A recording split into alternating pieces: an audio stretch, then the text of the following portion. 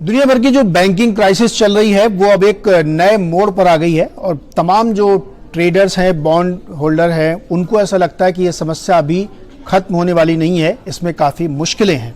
तो ताज़ा क्या हुआ है? ताज़ा ये हुआ है कि क्रेडिट स्विस जो एक बड़ा बैंक था वो बिक गया है और उसको यूबीएस ने खरीदा है। ये डील 3.3 बिलियन डॉलर्स में हुई है, लेकिन इस डील से कई लोगों को बड़ा नुकसान होगा। यानी इस बैंक के यानी क्रेडिट स्विस के जो बॉन्ड होल्डर्स थे उनको करीब 17 बिलियन डॉलर का नुकसान होगा। 81 बॉन्ड थे जो वो जीरो हो गए वैल्यू। केवल शेयर होल्डर्स की थोड़ी वैल्यू बन रही है क्योंकि वो शेयर स्वैप के जरिए हुआ। तो ये वीकेंड की सबसे बड़ी घटना थी। इस घटना को और डिटेल में इसके पीछे समझना जरूरी है, यही आज हमारा मकसद है। इसको मैं समझाऊंगा आपको कि दरअसल वीकेंड के दौरान काफ़ी उथल पुथल थी। क्रेडिट स्विस का क्या होगा, क्या वो संभल पाएगा? बावजूद इसके कि स्विट्जरलैंड के केंद्रीय बैंक ने, वहाँ के रेगुलेटर ने, सरकार ने पूरी कोशिश की, लोन देने की बात भी कही, लेकिन बात बन नहीं रही थी। इसलिए फाइनली फिर उसको यूबीएस के साथ डील हुई और डील भी बड़ी मजेदार थी। पहले 1 बिलियन डॉलर का ऑफर आया, फिर 2 बिलियन डॉलर का ऑफर आया, फिर 3 बिलियन डॉलर का ऑफर आया। फाइनली 3.3 पे वो डील हो गई और इस डील में कई सारी जो काउंटर गारंटीज हैं वो स्विट्जरलैंड के सेंट्रल बैंक ने और सरकार ने ली है कि कोई फर्दर लिटिगेशन इसमें नहीं होगा। तो ये ताज़ा घटना हुई। लेकिन इस घटना के तुरंत बाद क्या हो रहा है? यूबीएस ने चूंकि इस बैंक को खरीदा जो काफ़ी परेशान हाल में था, तो यूबीएस के जो सीडीएस हैं, क्रेडिट डिफॉल्ट स्वैप, यानी जो बॉन्ड कितना रिस्की है उसका एक प्रीमियम होता है, उस प्रीमियम में 30-40% की ग्रोथ यूबीएस के बॉन्ड में हो गई क्योंकि यूबीएस ने एक बहुत ही सब स्टैंडर्ड एसेट को खरीदा है। तो ये तो पूरी घटनाक्रम हुई। और एक और चीज़ देखिए कि बैंकिंग की कितनी बड़ी क्राइसिस हो रही है कि फर्स्ट रिपब्लिक बैंक जो है यूएस का, जिसको पूरी मदद दी जा रही है, 19 बैंकों ने कहा है कि वो 30 बिलियन डॉलर उसमें जमा करेंगे लिक्विडिटी के लिए। उसके बावजूद शुक्रवार को स्टॉक 33% नीचे था। इतनी डीप ये क्राइसिस हो चुकी है। अब इस समस्या के कोर में क्या है? देखिए, इस समस्या के कोर में यह है कि जो बॉन्ड यील्ड है वो अनकंट्रोल्ड है, बहुत बढ़ी है और उसकी वजह से सिस्टम का रिस्क बढ़ गया है। क्यों बढ़ गया है? क्योंकि बैंकों ने जो पैसा बॉन्ड में लगाया था पहले होल्ड टू मैच्योरिटी पीरियड के लिए, तो जो नए बॉन्ड आए उनकी यील्ड ज्यादा थी, इसलिए इनको एमटीएम लॉस हुआ। यही बात आपने देखा होगा कि सिलिकॉन वैली बैंक में हुई थी जब उन्होंने अपने घाटे वाले बैंक बेचना शुरू किए।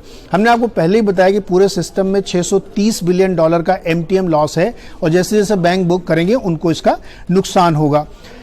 जो बैंकों के प्रॉफिट्स हैं वो गिर रहे हैं, बॉन्ड यील्ड में नुकसान हो रहा है, ब्याज दरें बढ़ रही हैं और डिपॉजिटर्स पैसा निकाल रहे हैं। तो ये सारी समस्याएं मिलकर बैंकिंग सेक्टर को बहुत वल्नरेबल और मुश्किल भरा बनाती हैं। फेडरल रिजर्व ने कोशिश की थी कि वो लोगों को एक विंडो दें जिससे सारे बैंक्स उसमें से क्रेडिट लाइन ले सकें। आपको जान के आश्चर्य होगा कि एक हफ्ते पहले तक जो केवल 3 बिलियन डॉलर उससे क्रेडिट ली गई थी, अब वो बढ़ के 150 बिलियन डॉलर हो गई है। तो अगर ऊपर के 4-5 बैंक अमेरिका के छोड़ दें तो नीचे बहुत बड़ी समस्या खड़ी हो रही है। बचने के लिए उपाय क्या किए गए हैं, यानी फायर फाइटिंग क्या क्या हुई? फायर फाइटिंग में सबसे पहले तो ये हुआ कि क्रेडिट स्विस को यूबीएस ने खरीदा। उसके बाद दुनिया के जो बड़े टॉप सेंट्रल बैंकर्स हैं जिसमें यूएस, ईयू, चाइना, जापान, ये सब बड़ी मात्रा में सिस्टम में लिक्विडिटी इन्फ्यूज कर रहे हैं। और फेडरल रिजर्व ने तो ये भी किया है कि जो डॉलर स्वैप होता था वो एक हफ्ते की बजाय एक दिन का कर दिया है, जिससे बैंकों को अगर डॉलर की जरूरत पड़े तो उसकी लिक्विडिटी कम ना पड़े। ये फैसला रविवार को लिया गया, तो जिससे बैंकों को काफी लिक्विडिटी मिलेगी। इसके साथ ही उन्होंने जो क्रेडिट लाइन एक साल वाली खोली थी 0.1% ब्याज पे, वो लगातार अभी भी खुली हुई है। उसमें से आप जितना चाहे पैसा ले सकते हैं बैंकिंग सिस्टम में।